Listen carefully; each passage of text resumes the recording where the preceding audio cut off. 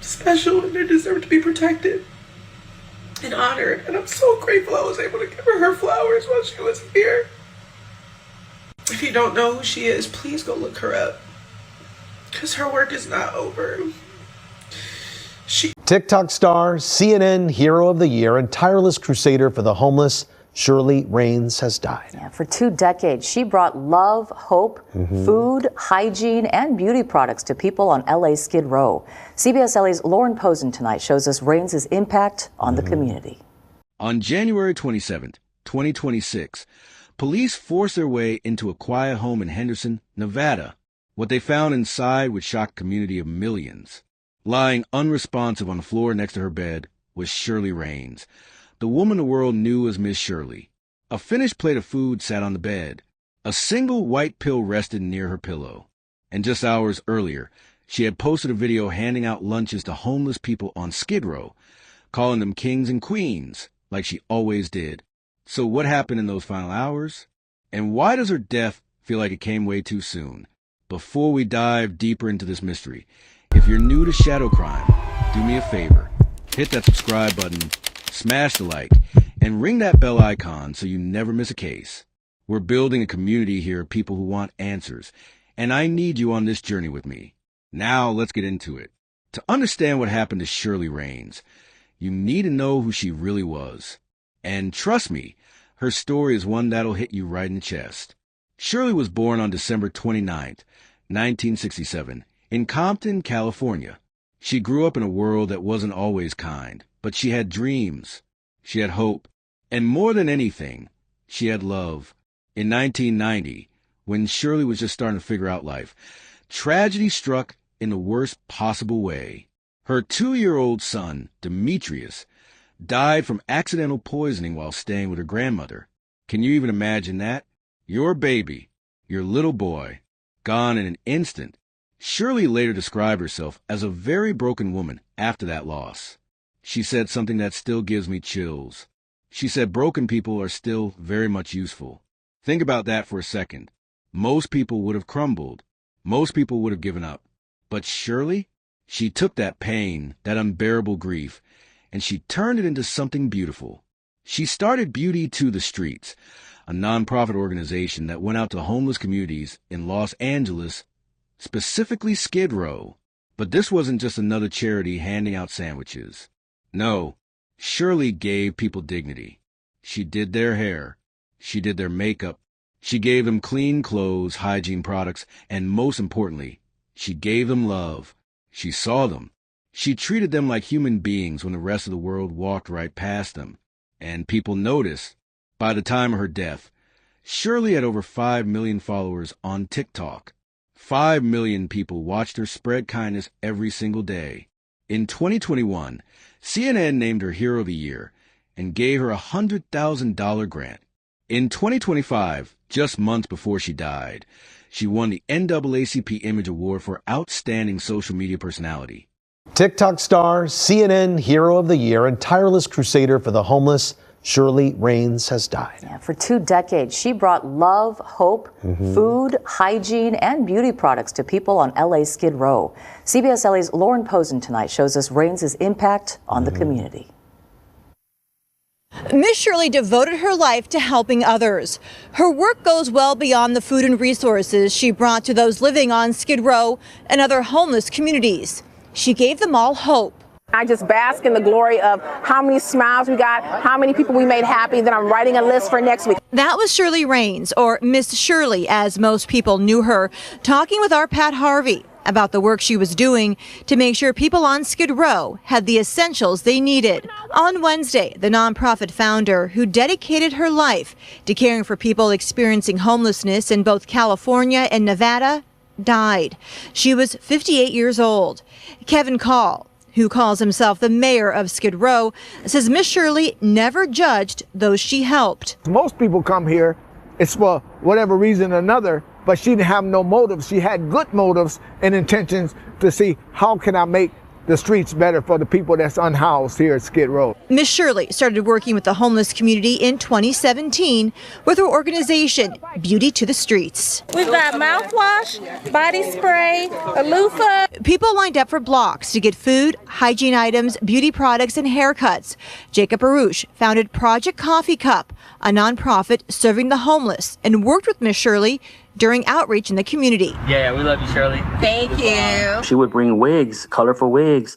She would share extra makeup that she had around her house. I just remember her when she would come join us for outreach. She would bring extra lipsticks and glitter and makeup stuff, right? And especially for like the trans community that were homeless, that were kind of shunned, a lot of the people gravitated towards her, and she just loved the community. Her social media became a powerful platform to spread her message with millions of followers, showing her compassion in action. Her memory will live on and on. Like she's loud and she's very flamboyant, and she's definitely going to be missed. If she will cuss you out just as much as she would hug you and want to pray with you, and that was something that was unique that people weren't used to. Tough love that was softened by a genuine desire to see lives change. A person that wanted to see other people's life turn around.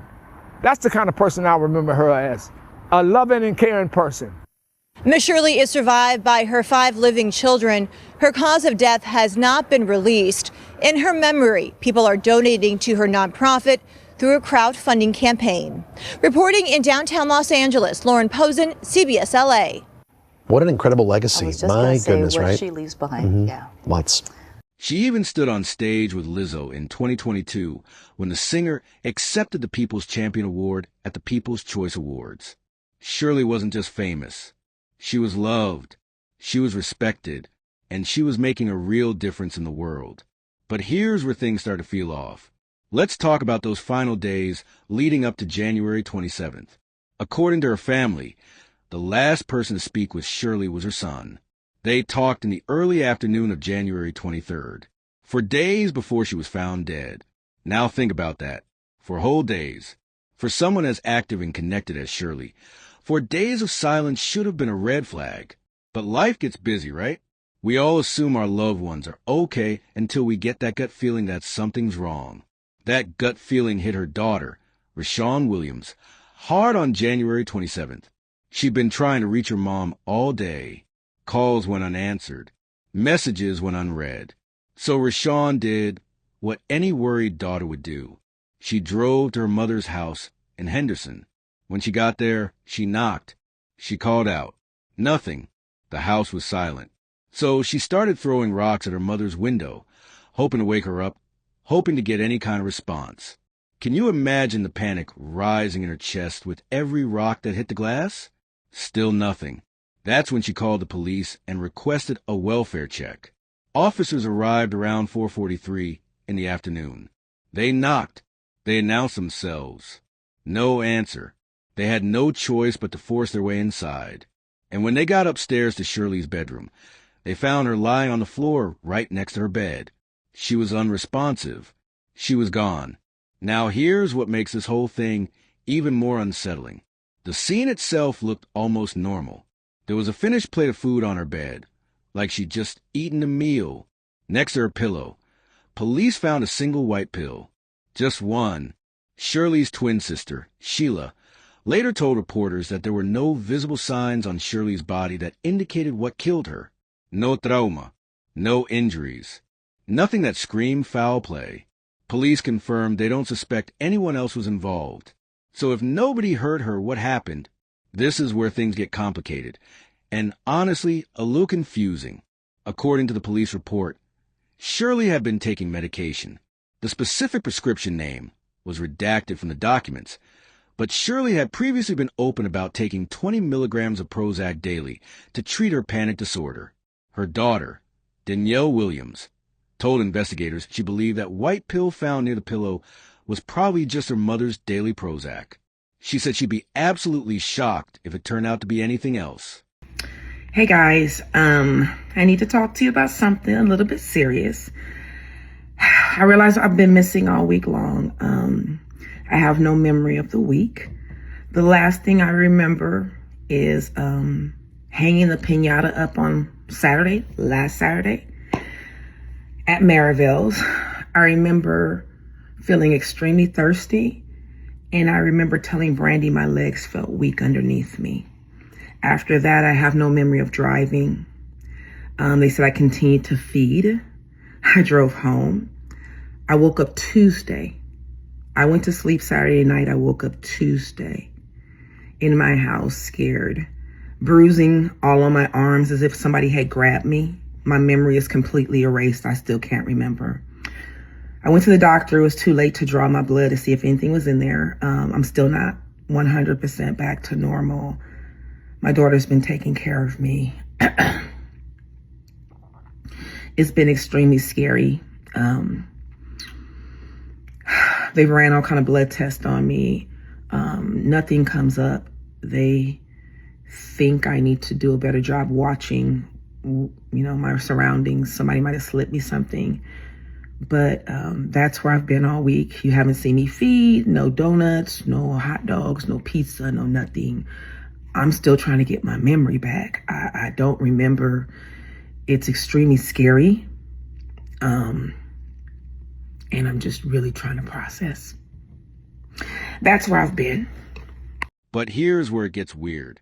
Shirley's twin sister, Sheila, told TMZ something completely different. She said Shirley had been healthy. She said Shirley wasn't on any medications at all. Now hold on. How do you have two family members saying two totally different things about something as basic as whether or not she was taking medication?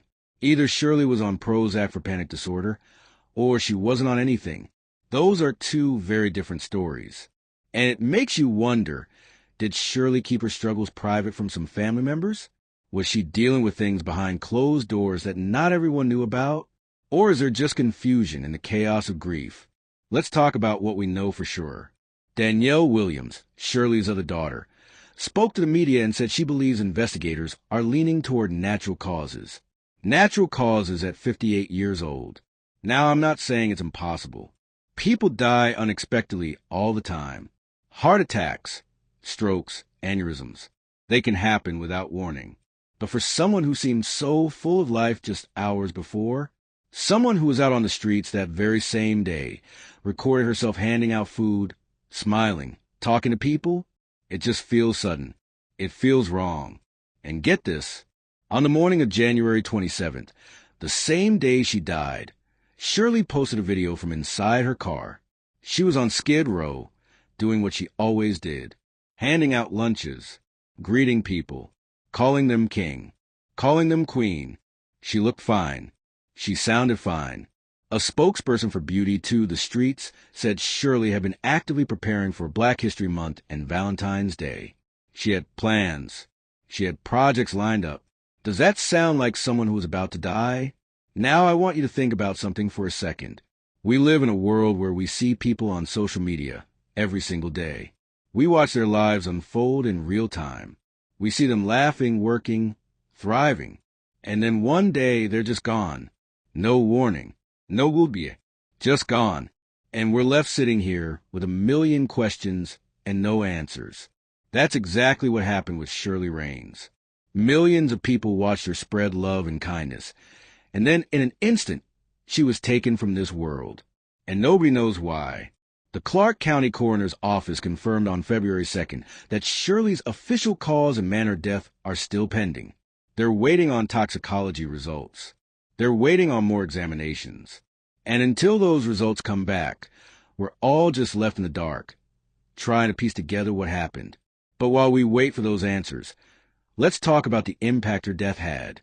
The moment news broke that Shirley Raines had died, the internet exploded. Tributes poured in from every corner of the world. I don't even know how to make this video, dog. Because I don't want to be like that girl crying on the internet, but Shirley Raines, founder of Beauty to the Streetz, incredible woman,